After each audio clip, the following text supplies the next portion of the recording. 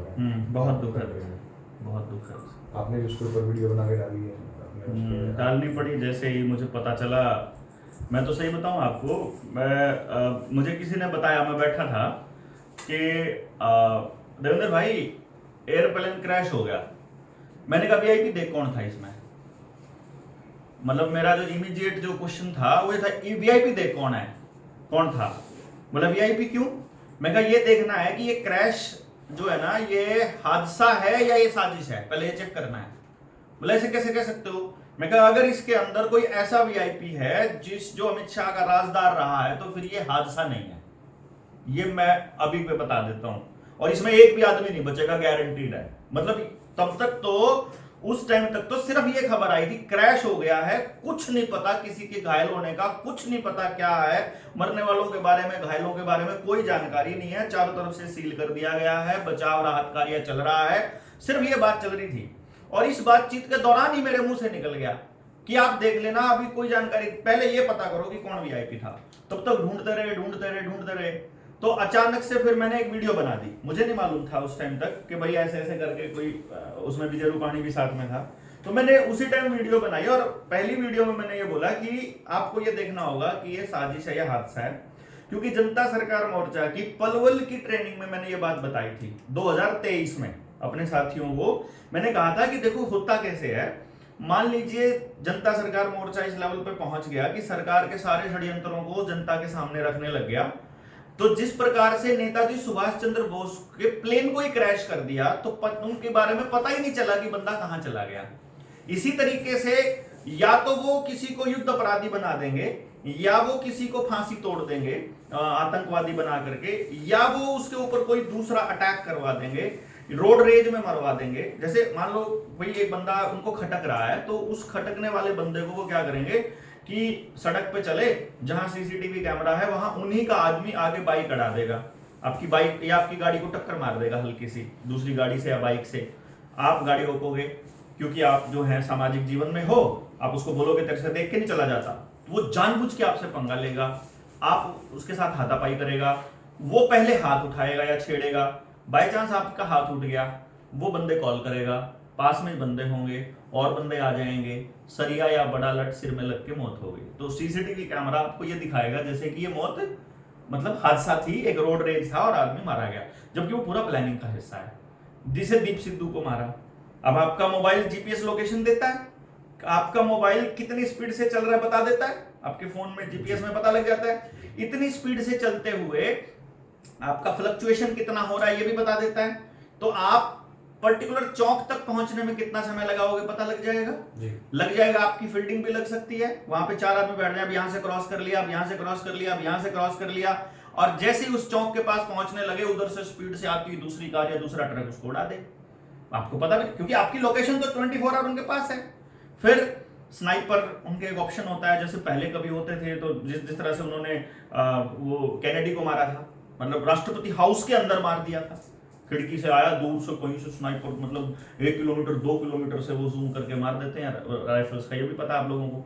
और फिर एक तरीका ये होता है कि एक आदमी की मौत जो है वो षड्यंत्र ना लगे, तो उसका एक तरीका ये होता है कि और बहुत सारे लोगों को मरवा दो उसके साथ में, या किसी दंगे में मरवा दो। जैसे कोई आंदोलन चल रहा है, उस आंदोलन में पर्टिकुलर 2-4 आदमियों की, पुलिस वालों की या किसी अपने लोगों की, जैसे आजकल तो आरएसएस के लोगों को भेजने लग गई ना बीजेपी, पहले कांग्रेस थी वो भी भेजती होती थी अपने लोगों को, तो अब ये तो खुल्लम खुला भेजते हैं। तो किसी अपने आदमी की ड्यूटी लगा दो कि तेरा टारगेट है कि राहुल को टारगेट करना है तुमने, भाई ये आदमी नहीं बच के जाना चाहिए, बाकी कोई बचे, तो लाठी चार्ज में उस आदमी का जरूर सर फूटना चाहिए। जैसे लाला लाजपत राय को लाठी चार्ज करके मारा था उस टाइम पे जनरल डायर ने, तो इसी तरह जनरल डायर ने कौन सा वो साइमन, ठीक है। इसी तरह से ऐसे कोई व्यक्ति जो राजदार हो, मतलब जैसे वो कहते हैं ना, न्यूज चैनल वाले कहते हैं गुप्त सूत्रों से हमें पता चला था। तो जब मैं अहमदाबाद गया था, अभी की बात है, 1 तारीख को ही मैं वापस आया हूँ अहमदाबाद से, तो अहमदाबाद से वापसी में जब आया तो वहां हम बैठे बात कर रहे थे, तो चर्चा चल रही थी कि भाई पहले वाले जो सीएम है वो सारे इकट्ठे हो रहे हैं और बहुत परेशान है बीजेपी इससे, नरेंद्र मोदी और अमित शाह की जोड़ी से, किसी को सांस नहीं लेने दे रहे हैं, तो इनके अंदर के ही आदमी इनका रास्ता जो है ना वो इनको मतलब ठीक कर सकते हैं। तो विजय रूपाणी भी प्लान कर रहा है कि कोई 26-27 हजार करोड़ रुपए का कोई घोटाला अभी उजागर करेगा अभी कुछ दिनों के बाद, महीने 2 महीने में, क्योंकि 2027 में चुनाव भी हैं उधर। तो ये पूरा का पूरा सिनेरियो चल रहा था। उस सिनेरियो के चलते फिर मुझे समझ में आया कि कहीं ऐसा तो नहीं है कि उस आदमी को इन लोगों ने ठिकाने लगाने के लिए ही इतने लोगों की जान ली हो। फिर तारीख देखी, तारीख भी यही इसी टाइप का इशारा कर रही है। मतलब तारीख का टोटल भी जो है वो 9 बन रहा, मतलब 18 बन रहा है। 18 का मतलब 6 जो मतलब मैं इसको घूम फिर के मुझे नहीं समझ में आया, लेकिन मुझे ये लगा कि ये कॉन्स्पिरेसी है, मतलब सॉरी मुझे लगा कि ये साजिश है मतलब उसके खिलाफ में।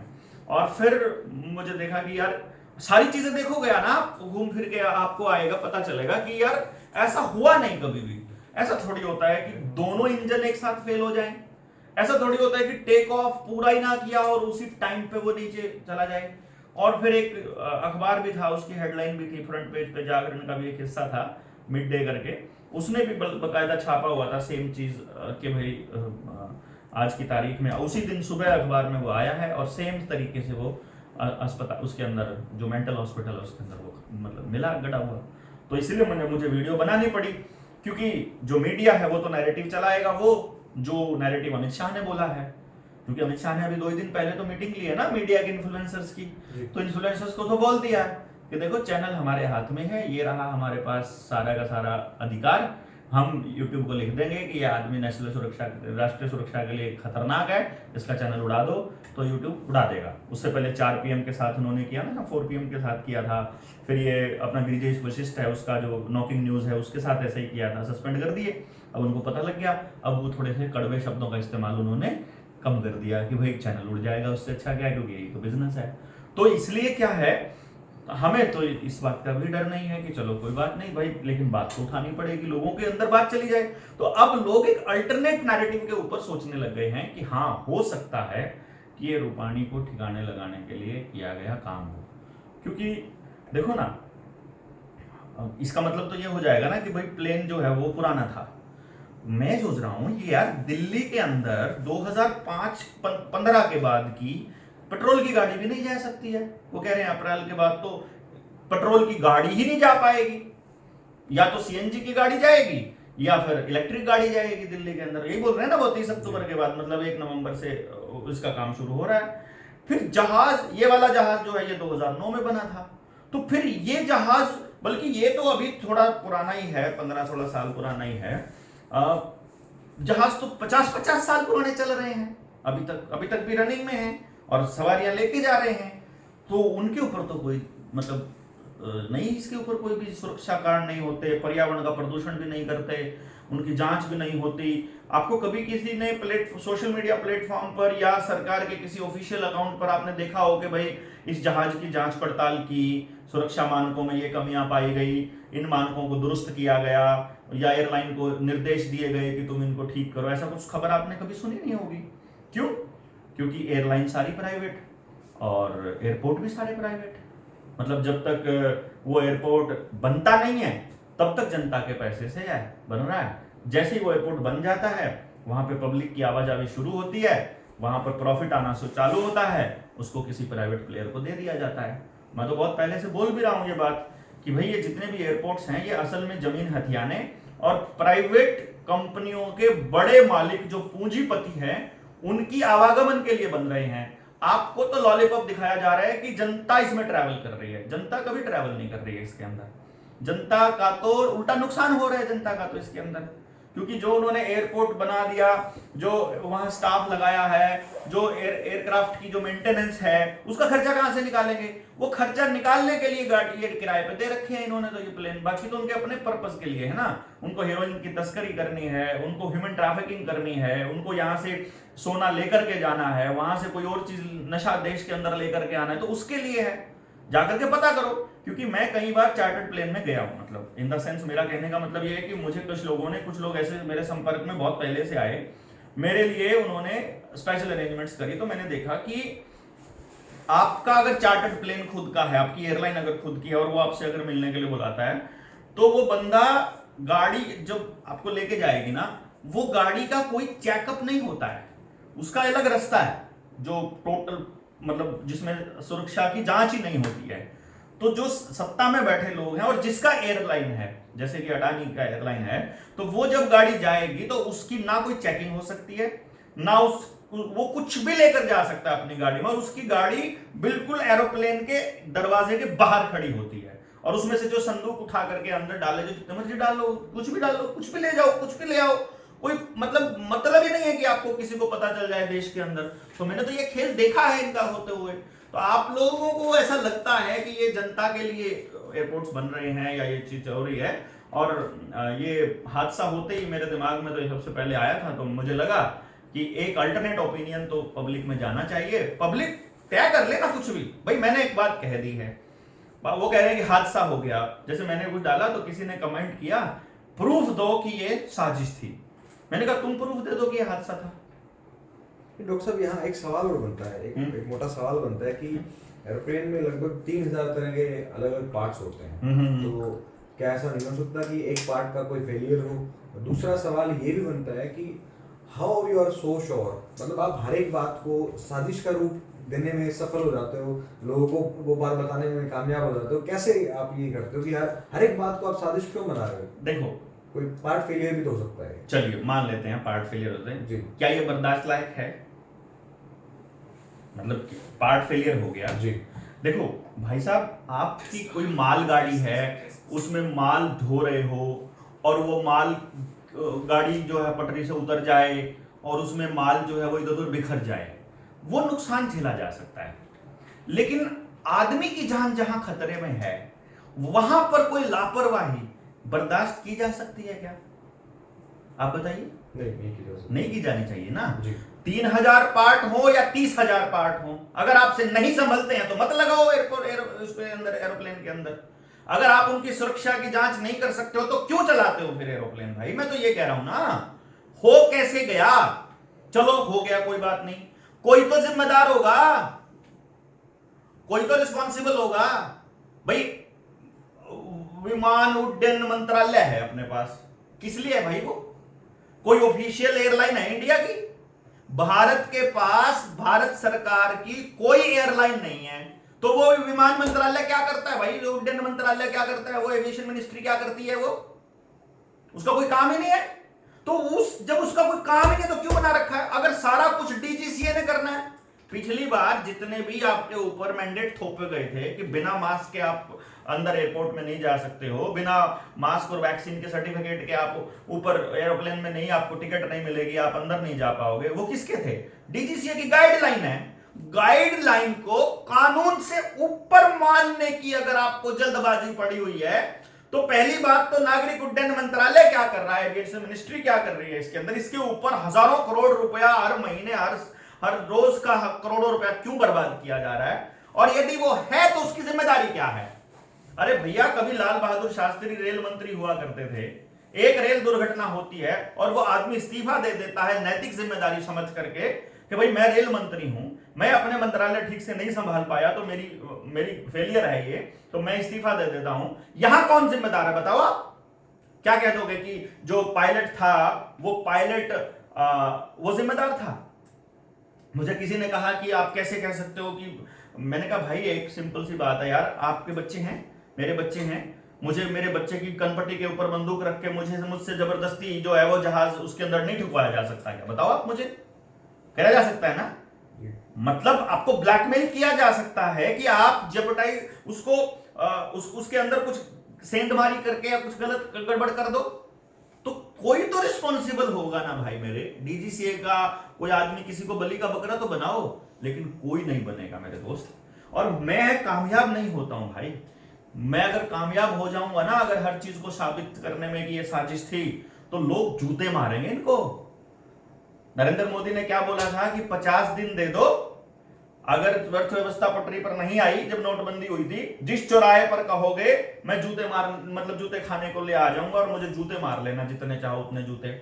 मैं अनाउंस कर रहा हूं, जो आपके जानकार हैं, रिश्तेदार हैं, जो आपकी पार्टी में हैं, कि मैं जूते मारना चाहता हूं। अर्थव्यवस्था पटरी पर नहीं आई आज तक भी, 50 महीने हो गए हैं, उससे भी ऊपर हो गया है।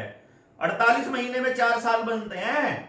2016 में हुई थी, 2025 आ गया, अभी तो सब कुछ बर्बादी की तरफ है, हम सबको जूते मारने किस चौराहे पर आ रहे हो तुम? ये पूछना नहीं बनता है क्या? अरे तो एविएशन मिनिस्ट्री, अगर अगर लोग मर रहे हैं तो लोगों के मरने पर अगर सवाल कोई उठा रहा है तो उसको आप ऐसे कैसे कह रहे हो कि भाई मैं कोई साजिश साबित करने में लगा पड़ा हूं? मैं तो साबित ही नहीं कर पाता, मैं तो बोल ही रहा हूं खाली। एक नैरेटिव सरकार चला रही है, एक नैरेटिव मीडिया चला रही है, मिनिस्ट्री चला रही है, मिनिस्ट्री एविएशन, ये सब कुछ तो मिली भगत सब एक ही तो है भाई मेरे, उससे अल्टरनेट कोई भी नहीं बोल रहा ना। कमाल की बात तो ये है। डॉक्टर साहब, अब कोई हेल्थ की बात आती है, आप हेल्थ की बात पे बातचीत करते हो, कोई और मुद्दा आता है, लॉकडाउन का मुद्दा हो, आपने उस पर बात की, किसान आंदोलन का मुद्दा है, उस पर बात की, कितनी चीजों के एक्सपर्ट हो आप। अब एयरलाइन वाला मुद्दा आ गया, आप उस पर बात कर रहे हो। भाई expert word is a fraud.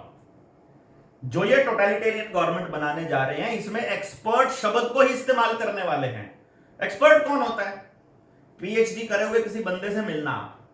PhD करा हुआ बंदा कौन होता है? जो 10वीं का बच्चा है, सारे सब्जेक्ट पढ़ता है, 11वीं के बच्चे तक आते आते वो साइंस, कॉमर्स और उसमें चली जाती है, मेडिकल, नॉन मेडिकल, कॉमर्स और ह्यूमैनिटीज में चली जाती है। मास्टर्स में जाओगे वो भी बंट जाएगा कि फिजिक्स, केमिस्ट्री, मैथ्स जिसने तीनों पढ़े थे, मास्टर्स में जाकर के वो भी एक तक आ जाएगा कि केमिस्ट्री में करनी है कि मैथ्स में कि फिजिक्स में। पीएचडी तक जाओगे तो वो पूरी की पूरी केमिस्ट्री भी एक टॉपिक पे आके अटक जाएगी, कौन से टॉपिक पर तुमने रिसर्च करनी है, यही तो है ना जी। उसी को एक्सपर्ट बोलोगे आप। जिसने एक टॉपिक पर काम किया वो एक्सपर्ट है, या जिसको सारा पता है वो एक्सपर्ट है?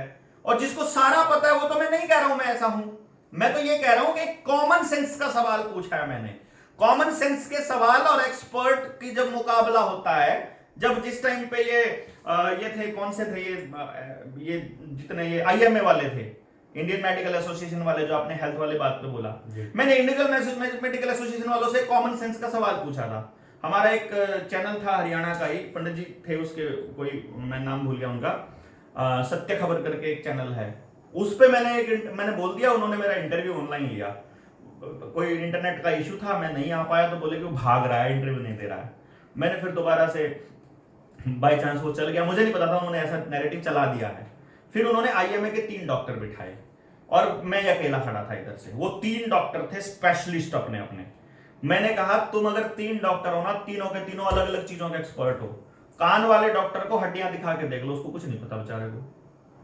और जो हेल्थ का आदमी आयुर्वेद वाला है वो पूरे बॉडी को जानता है। तो अब उस कान वाले को आप एक्सपर्ट मानोगे या इस आयुर्वेद वाले को मानोगे? बताओ आप। जो पूरी की पूरी फिजियोलॉजी को समझता है, पूरे के पूरे आपकी एनाटॉमी को समझता है, वो ज्यादा अच्छा है कि वो ज्यादा अच्छा है? और वो जो ज्ञान है वो तो कोई भी ले सकता है, डिग्री ना हो तो क्या फर्क पड़ता है? तो मैंने फिर आईएमए वाले से पूछ लिया कि मैं किसान आंदोलन में बैठा हूं, और किसान आंदोलन में बैठे बैठे मुझे उस टाइम पे लगभग 6-7 महीने हो गए थे।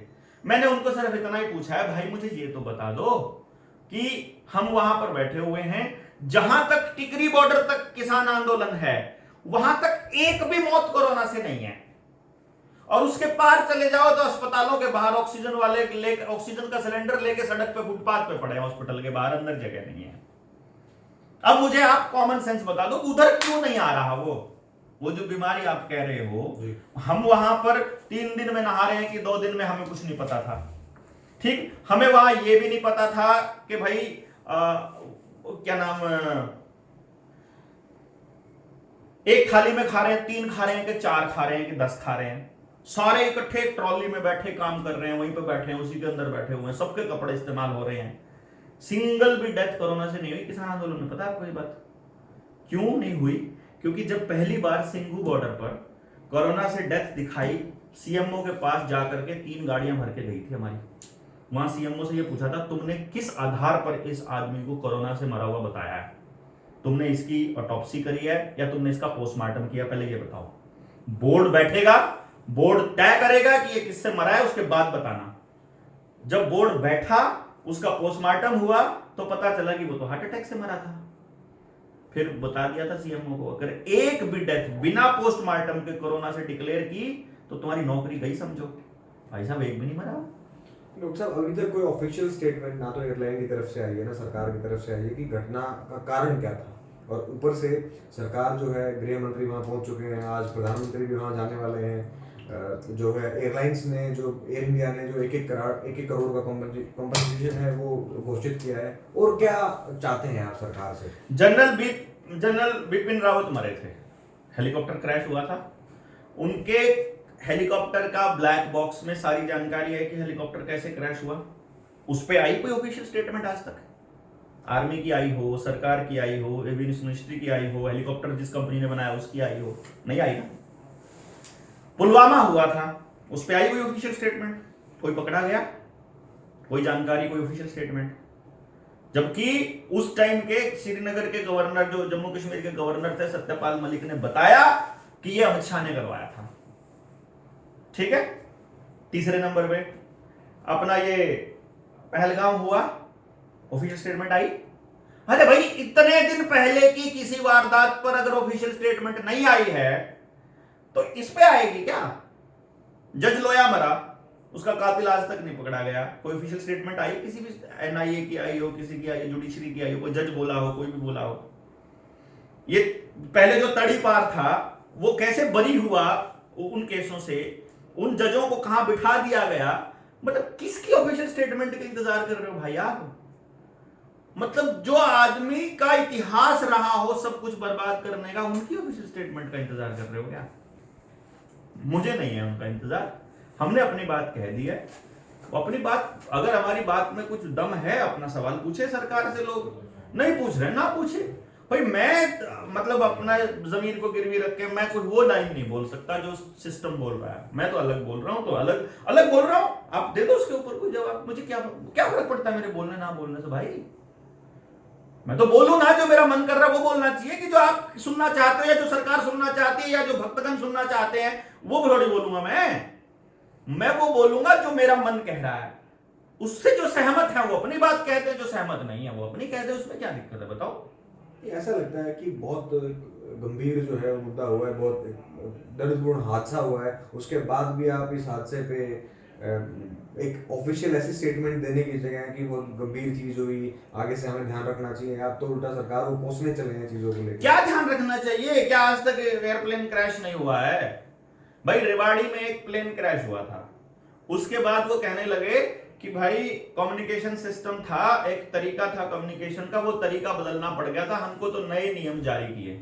तो मैंने अभी यही तो बोला है अपनी वीडियो के अंदर, मैंने यही तो कहा है कि देखना अब वहां पर किस तरह के कदम उठाए जाएंगे, यहां से पता चलेगा कि ये हादसा था कि ये साजिश थी।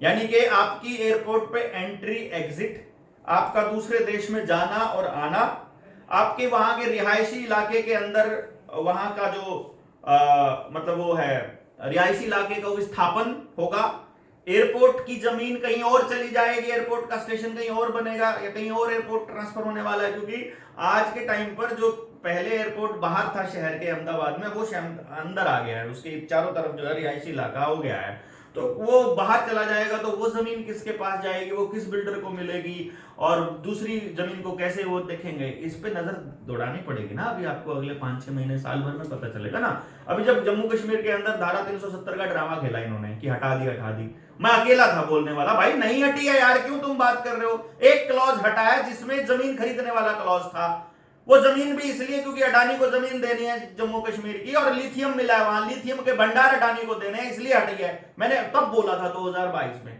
जिस टाइम पे ये गेम इन्होंने खेला, 19 में जब ये खेला, मतलब जम्मू कश्मीर में 5 अगस्त 2019 को इन्होंने लॉकडाउन लगाया था। मेरी लॉकडाउन लगते ही मेरी अगली पॉज थी कि अगर इंडिया में अगर ये कश्मीर में लॉकडाउन लग रहा है तो पूरे भारत में लगेगा। ये लेबोरेटरी है कश्मीर, दोनों पार्टियों के लिए, चाहे कांग्रेस हो चाहे बीजेपी हो, दोनों पार्टियों के लिए लेबोरेटरी की तरह काम करती है। क्योंकि लेबोरेटरी में क्या होता है, आपका पूरा ब्लड थोड़ी चेक किया जाता है भाई, एक बूंद ब्लड की ले लो, उसमें जो रिएक्शन होता है जिस दवाई का पता चल जाएगा। तो वहां पर जो हो रहा है, क्योंकि वहां मुसलमान भी हैं, क्योंकि पाकिस्तान के नजदीक भी है, बॉर्डर एरिया भी है और आर्मी का शासन भी है, सरकार के विरोधी लोग भी हैं, तो एक बार चेक कर लो कि कांग्रेसी क्या भाषा बोलते हैं, बीजेपी वाले क्या भाषा बोलते हैं, अमरुद्दुल्ला वाले कैसी भाषा बोलते हैं, और सारे के सारे क्या क्या भाषा बोल रहे हैं, पता लग गया। वहां से मालूम पड़ जाएगा कि देश में किस तरह की आवाज आएगी। तो मैंने बोला था कि ये लेबोरेटरी टेस्ट है, उसके बाद पूरे देश में लॉकडाउन लगेगा। तो 5 अगस्त 2019 को वहां लगा और उसके बाद कोविड-19 आ गया और फिर उसके बाद में आपके पूरे देश में लगा। ना लगाओ तो बताओ। उसके बाद जब वहां पर 370 वाला नाटक हुआ तब मैंने बोला था कि ये जमीन अडानी को देनी है। मेरी कितनी वीडियोस वायरल हुई थी, इतनी गालियां पड़ती थी मेरे को, इतनी गालियां पड़ी थी कि तुझे कुछ भी चीज, हर चीज में तुझे साजिश नजर आती है। अरे साजिश नहीं है भाई, ये खबरों को नहीं पढ़ते हो यार तुम। पहले खबर आएगी लिथियम के भंडार मिले हैं, फिर खबर आई थी कि वहां सेना का डिप्लॉय किया गया है, सेना की टुकड़ी को लगाया गया है, फिर पता लगता है कि लॉकडाउन लगाया गया है, फिर पता लगता है कि आपकी मेडिकल स्टोर भी बंद कर दिए गए हैं, इंटरनेट भी बंद कर दिया है, मोबाइल सेवा भी बंद कर दिया है, आपका टेलीफोन सेवा भी बंद कर दिया, तो ताकि कश्मीर की कोई खबर बाहर ना जाए। जो चाइना में हो रहा है उसकी टेस्टिंग कर रहे हैं। तो इसमें ये खबरों को तो आप पढ़ते नहीं हो, तो आप कैसे आप ये कह सकते हो कि मेरी चीजें, मतलब मैं अलग ओपिनियन दे रहा हूं तो वो गलत है। चलो आपका ओपिनियन सही है डॉक्टर साहब, आपका जो आप जो बात बता रहे हो सारी की सारी सही है। सरकार की जिम्मेवारियां हैं, कमियां हैं, आपको लगता है वो सारी ठीक है। सोल्यूशन क्या है, क्या सोल्यूशन हो सकता है इसका? आप सोल्यूशन भी आपने कुछ इजाद किया होगा कि ऐसा हुआ है तो। देखो, सबसे जो मेरा कहना है, कोई बात नहीं, चालू करते जो मेरा कहना है,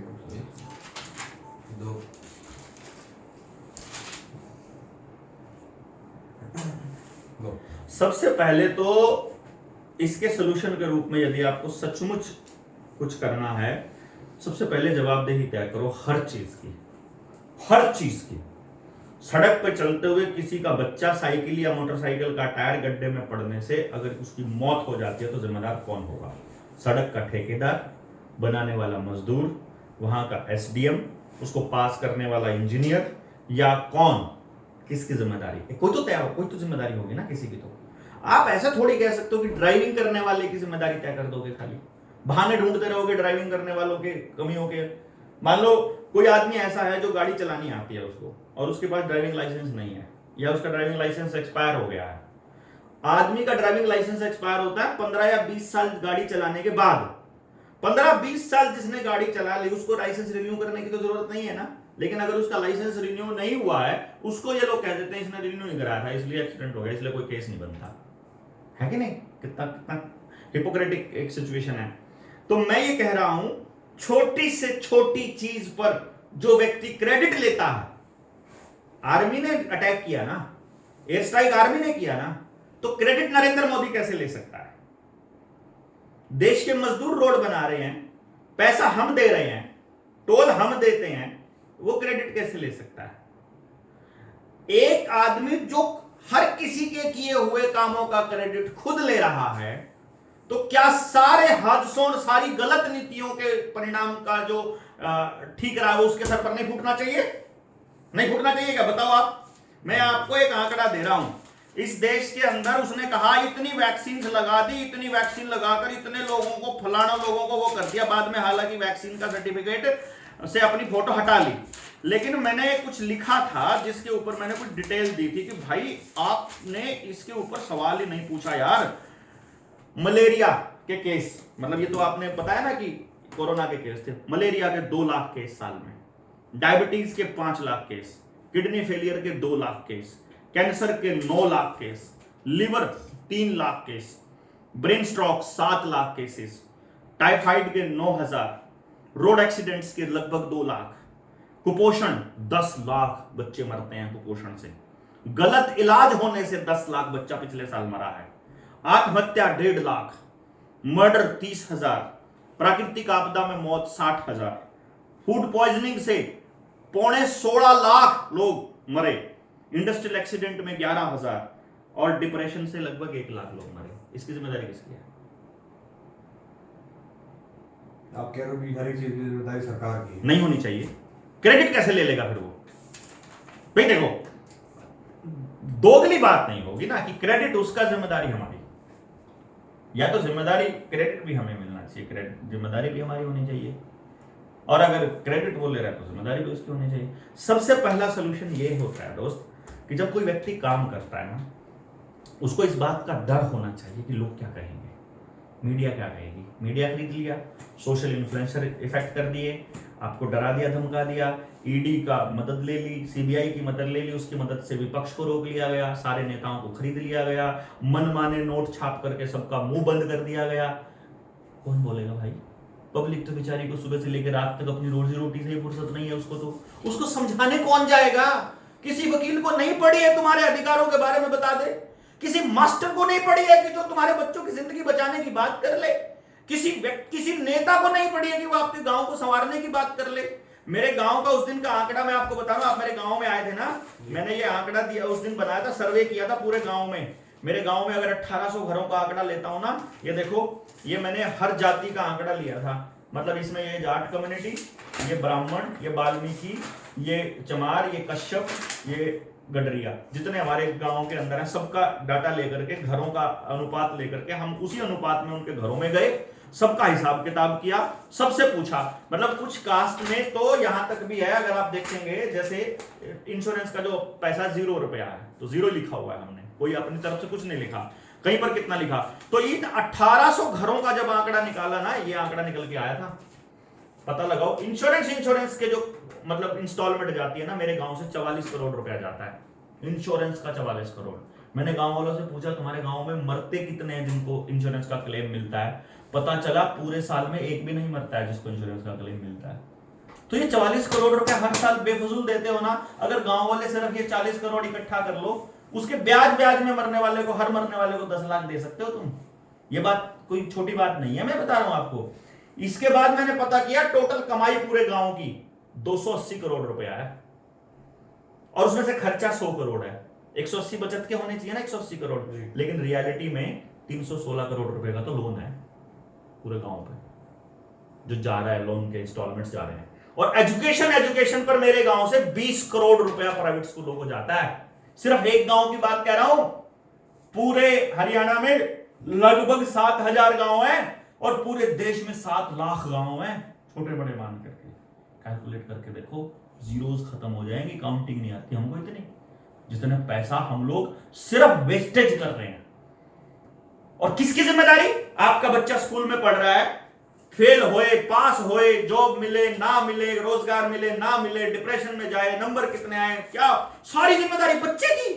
कोई माँ बाप जिम्मेदारी नहीं ले रहा, कोई टीचर जिम्मेदारी नहीं ले रहा, कोई बोर्ड जिम्मेदारी नहीं ले रहा, कोई सरकार जिम्मेदारी नहीं ले रही। जिम्मेदार कौन? बच्चा, कि तू मेहनत नहीं करता। अरे भाई तेरे पास सीईटी इतनी है यार, क्या करे तू?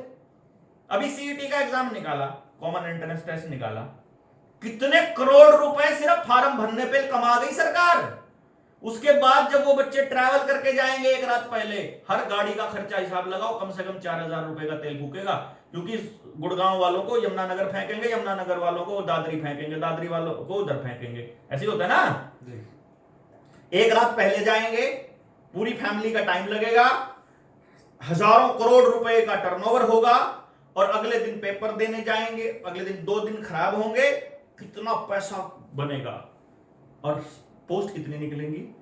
1000 बच्चों को नौकरी देने की कवायद कर रही है सरकार, या 10,000 बच्चों को देने की कवायद कर रही है। वो 10,000 बच्चे कैसे लगेंगे? ठेके पर लगेंगे। ये काम हो रहा है ना। जिम्मेदार कौन? तुम्हारा बोर्ड से पढ़ा बच्चा, तुमने सिलेबस दिया, वो पढ़ा, तुमने पास किया, तुमने पास करने का फिर कह रहे हो एक और पेपर देना पड़ेगा। कब तक पेपर लेते रहोगे? तुम्हारा पेपर कौन लेगा? तुम्हारे किए का हिसाब कौन देगा? ये तो पूछ लो कोई। उनके कर्मों का हिसाब नहीं मांग रहा कोई भाई। ये है सोल्यूशन, हिसाब मांगना चालू कर दो। 5 साल में इतने लाख, इतने करोड़ रुपया तुमने खाया है इस देश का, इतने कि तुमको हर एमएलए को इतने करोड़ रुपए मिले हैं फंड के। वो फंड तुमने कितना खाया और उसके बदले में तुमने क्या किया वो बताओ। सड़कें सोल्यूशन थोड़ी ना है यार, तरक्की का पैमाना सड़कें थोड़ी ना है। जहां जहां सड़कें हैं और जिन गांवों की सारी गलियां पक्की और फर्श वाली और सड़क बन चुकी है, वहां का तापमान तो चेक करो, ठंडा ही नहीं होता भाई। एक बार गर्म हो गया तो अगली सुबह ही निकल आती है, सारी बिल्डिंगों से गर्मी की ऐसी वो निकलती है। शहर में जाकर देखो, दिल्ली जैसे शहर में रात को भी दिन जैसा ही गर्मी रहती है। क्यों? सब कुछ पक्का हो गया है, ना पेड़ है, ना घास है, ना मिट्टी है, ना पानी छिड़कने की जगह, कुछ नहीं है भाई साहब आपके पास। इस हादसे को लेके पर्टिकुलर डॉक्टर साहब, आप सरकार से क्या क्या सवाल आप पूछना चाहते हो? क्या चाहते हो आप सरकार किन सवालों के आपके जवाब दें? सबसे पहले ये जवाब दे कि सुरक्षा की जिम्मेदारी किसकी थी, एविएशन मिनिस्ट्री क्या कर रही है, डीजीसीए का क्या काम था, जिम्मेदार कौन है, 22 लोगों की मौत पर सारा देश मातम मनाकर अभी तक रुका नहीं था, जो वहां हुई थी। उसके बाद फिर एक हादसे में 11 लोग मर जाते हैं जब आपका आरसीबी का जश्न मनाया जा रहा है, उसका भी कोई जिम्मेदार नहीं है। वो एक बागेश्वर वाला नौटंकी है, उसके वहां पर भी मतलब भगदड़ मच जाती है, वहां लोग मर जाते हैं, तो उसका भी जिम्मेदार कोई नहीं है।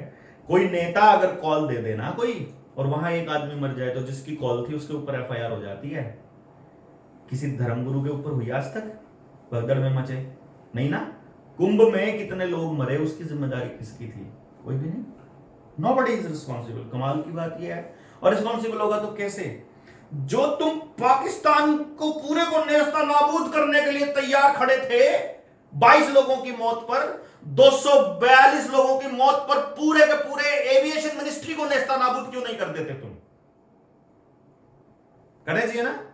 ये हत्याएं हैं, मौत नहीं है। I declare that, I demand कि पूरी एविएशन मिनिस्ट्री को खत्म कर दिया जाए, क्योंकि ये ऐसे ही लोगों को लील रही है। अगर आप 22 लोगों पर पूरे पाकिस्तान को मारने के लिए तैयार होते हो तो एविएशन के रूल्स और रेगुलेशंस कौन बनाएगा, कौन रेगुलेट करेगा? क्यों जाना है एविएशन का? किस लिए जाना है? पहले ये तो बता दो, कहां जा रहे हो, क्यों जा रहे हो, क्यों जाना है आपको? ये बताओ, क्या करने जा रहे हो आप लंदन?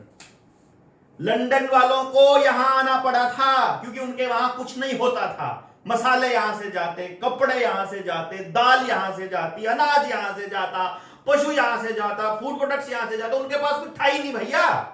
वहां क्यों जा रहे हो? वो तुमको लुभावने लुभावने बढ़िया बढ़िया बिल्डिंग, बड़े बड़े सड़कें दिखा रहे हैं। उनको यहां आना है, इसीलिए तो तुम्हारे बूढ़ों को मार करके जवानों को विदेश भेज रहे हैं।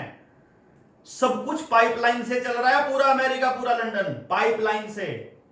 पाइपलाइन नहीं चलती कभी, पाइपलाइन तो जब मर्जी बंद कर दो। वो यहां भी बिछाने जा रहे हैं। दो चीज आपने कही, एक तो जिम्मेदार कौन ये बताओ, दूसरा डीवीसी को पूरा नेस्तनाबूद कर दो। अगर तुम पाकिस्तान को नेस्तनाबूद करने वाले लोग, आपको लगता है यही दो सॉल्यूशन है, और भी कुछ आपको लगता है कि सरकार को ये कदम उठाने चाहिए इस हादसे को लेकर? कुछ नहीं भैया, अगर ये हादसा किया गया तो पहले आगे भी होते रहेंगे। कभी भी किसी को भी निपटाने के लिए इस्तेमाल किया जा सकता है। कभी हमारी फ्लाइट में हम कभी चढ़े और वो भी उड़ जाए तो उसमें बुरा मत मानना, या पूरी गाड़ी उड़ जाए, या हमारी गाड़ी में आपको कोई ड्रग्स रखी मिल जाए, या कोई और आरोप लग के हमको भी अंदर कर दें तो बुरा मत मानना। ये प्लानिंग के तहत होता है सारा कुछ, हमारे कहने से थोड़ी हुआ कुछ भी। लेकिन मैं तो सिर्फ ये पूछ रहा हूँ, आपको जरूरत क्या है? कई बार डॉक्टर एरोप्लेन की जरूरत क्या है? आपकी जो बातें हैं जिस तरह आप बताते हो फिल्मी कहानियां लगती हैं यहाँ। यार एक बात बताओ, सोचो, देखो एक बात बताओ, आपको किसने बनाया? जिसने आपको बनाया उसी ने पेड़ बनाया, उसी ने पानी बनाया, उसी ने हवा बनाई, उसी ने पक्षी बनाए। चिड़िया, हमिंगबर्ड और मोर और ईगल, शुतुरमुर्ग, सब उसने बनाए। जिसको एक जगह से दूसरी जगह जाना हो रातों रात, उसको पंख दिए। तुमको भी दे देता हूं। अगर आपको भी दूर जाना के लिए बनाया होता, अगर आपको भी ट्रैवल करने के लिए बनाया होता, आपको नहीं पंख दे सकता था? जब इतने सारे पक्षियों को दे दिया तो आपको क्यों नहीं दिया? आपका जो बॉडी स्ट्रक्चर है वो ट्रैवल करने के लिए नहीं बना है। हम जैसे लोगों को ये सारी बातें ट्रैवल कर करके लोगों को बतानी पड़ती है। पूरी बॉडी में वात इकट्ठा हो जाता है। जो आदमी ट्रैवल करता है पूरी बॉडी पेन करती है उसकी। उस पेन से निजात पा ही नहीं सकते क्योंकि उसका कारण ही ट्रैवलिंग है। और ये बात कौन समझाएगा? क्योंकि आपने आयुर्वेद तो पढ़ना बंद कर दिया, आपने शरीर को समझना तो बंद कर दिया, कुदरत से तो आप दूर हो गए। आपके तो सब सारा दिन तो एयरपोर्ट लगे रहते हैं, आप तो गाने सुनने के शौकीन हो गए, मूवी देखने के या ओटीटी के प्लेटफॉर्म पर बैठे हुए। आपने समझना ही बंद कर दिया भाई। यार तुमको तेज भागना होता तो चीता बनाया तो है यार, तुमको भी दे देता उतना तेज दौड़ने वाली चीजें। आपको गेंडे जैसी खाल भी दे सकता था, वो गेंडे की खाल दे दे, मछली वाला गोल गोल वो गलफड़े दे दे अंदर, ठीक है, और मतलब जो है उड़ने के लिए पंख दे दे। ये सब कुछ चाहिए क्या आपको? आदमी क्या कर रहा है? सिर्फ दोहन के अलावा तो कुछ नहीं कर रहा ना प्रकृति का। एयरपोर्ट बना के, जहाज बना के आप अपनी जड़ें छोड़ करके जा रहे हो। जिस पेड़ की, जिस जानवर की, जिस इंसान की जड़ें खोखली हो जाएं वो सरवाइव नहीं कर सकता। और जो इस षड्यंत्र को चलाने वाले लोग हैं वो चाहते हैं कि आपकी जड़ें खोखली हो जाए। आप एक बात बताओ, राखी गढ़ी पे ये तो इन्हीं वाले आर्कियोलॉजिकल सर्वे वाले बोल रहे हैं ना, एएसआई वाले बोल रहे हैं ना कि यहाँ पर बड़ी विकसित सभ्यता थी। अगर 4000 साल पहले पक्की ईंटें अवेलेबल थी तो हमारे जो पुरखे थे वो मूर्ख थोड़ी थे यार, वो कच्चे मकान बनाया करते थे। उन्होंने पक्की ईंटों का जमाना देखकर कच्ची चीजों पर वापस गए कि सब कुछ पक्का हो जाएगा तो सब बर्बाद हो जाएगा, तब जाकर के वो गए। अब जाकर के देखो अमेरिका और इंग्लैंड के अंदर या भारत के अंदर जो सबसे अमीर लोग हैं, जिनके पास रहने के लिए खूब सारी जगह है, वो ठंडी जगह के लिए, सुकून के लिए अपनी 1 एकड़ की फार्म हाउस में एक कच्ची झोपड़ी बना के बैठे हैं। नहीं बना के बैठे तो बताओ, सुकून वहां मिलता है। वो दिखाने के लिए है बड़े वाली बिल्डिंग, और ये जो है असली सुकून के लिए है। वो पागल थोड़ी ना थे, हमारे पुरखे बड़े समझदार थे कि इस तरह का जीवन जियो कि अगली पीढ़ी को ना पसंद आए तो उसको तोड़ना आसान हो, रिमोल्ड करना मुश्किल ना हो, और उसके बाद उसमें अपने तरीके से बना लो। और जब आप चले जाओ, क्योंकि आपकी ज्यादा जिंदगी मेहनत की कितनी है, मतलब आप 50 साल तक ज्यादा मेहनत कर जाते हो, 50 साल आपने किया, ये करोड़ों साल से चल रही धरती है, अपना योगदान करो इसको बर्बाद करने में नहीं बल्कि इसको संभालने में। और जब यहाँ से जाओ तो आपका कुछ वैसे भी नहीं रहना भाई, कुछ नहीं रहना, परमानेंट नहीं है आपकी कोई, आपका डीएनए सरवाइव करेगा, आपका डीएनए आगे जाएगा आपके बच्चों की शक्ल में, आपके बच्चे सरवाइव करते रहे, इसके लिए आपको लड़ाई लड़नी। आप अपने बच्चों को विदेश भेज रहे हो, बताओ, सारा डीएनए तो खत्म कर रहे हैं। It's a game plan, it's all strategy. तो मैं तो नहीं इसके पक्ष में, मैं तो रोडवेज के भी पक्ष में नहीं हूँ। देखो, अगर आप घूमने के लिए ट्रैवल कर रहे हो, दुनिया देखने के लिए ट्रैवल कर रहे हो, बहुत अच्छी बात है, लेकिन आपका काम ट्रैवलिंग से चलता हो, आपकी जिंदगी ट्रैवलिंग से चलती हो, इससे दुखद और इससे भयानक तो कुछ भी नहीं हो सकता। और आप सुबह उठते ही ट्रैवल करने लग जाओ, रात तक आप ट्रैवल करते रहो, जियोगे कब यार? कंपनियों के लिए कमाते रहोगे। गाड़ी अपनी खुद की है तो कंपनी को फायदा, पेट्रोल कंपनी को फायदा, आप जहाज से जा रहे हो तो जहाज कंपनी को फायदा, आपको क्या मिल रहा है? बीमारी। बाकी तो मैं क्या कहूँ। खैर अक्सर हम आपकी बात लगभग मेरे हिसाब से लोगों को समझ में भी आएगी, और शायद ये चुभने वाली बातें हैं, सरकार ना भी आए, मुझे लेकिन क्या है, देखो मैं तो देखें। ब्लैक बॉक्स की खबर आ जाए बस किसी तरह से, ब्लैक बॉक्स में सारा कुछ होता है कि कैसे एक्सीडेंट होता है, क्यों हम हुआ। सब की भी यही दुआ है कि पता लगे लोगों को एग्जैक्टली कि ब्लैक बॉक्स में क्या मिला है डाटा, तो मुझे उससे नहीं पता लगता, लगे। मुझे नहीं लगता आपको कभी भी पता चलेगा कि विजय रूपाणी को क्यों मारा गया, कभी भी नहीं पता चलेगा। नेताजी सुभाष चंद्र बोस के कातिलों का आज तक पता नहीं चला। 1 करोड़ रुपया दे रही है, भक्तगण जो हैं वो लगे पड़े हैं, वही टाटा कंपनी जो ये एयर इंडिया 1 करोड़ रुपया दे रही है। या भाई मॉन्ट्रियल कन्वेंशन पढ़ लो 1999 की, हर एयरलाइन को अपने इंटरनेशनल ट्रैवल करने वाले उन पैसेंजर्स को मिनिमम इतना तो देना पड़ेगा, मिनिमम है जो उन्होंने साइन करी हुई है उस कन्वेंशन पे, मॉन्ट्रियल कन्वेंशन है ये, तो ये मजबूरी है उनकी देनी, ना कि उनकी दरियादिली। सरकार के पक्ष वाले लोग इसको दरियादिली बना करके पेश करें कि 1 करोड़ रुपया मिल रहा है। 1 करोड़ रुपया इज अ ब्लड मनी। आपके बच्चे की मौत की कीमत रखी है उन्होंने 1 करोड़ रुपया। अमित शाह बोल दे उसके बेटे की कीमत कितनी है, हम देंगे, मैं अपने हाथ से उसका गला दबाना चाहता हूं।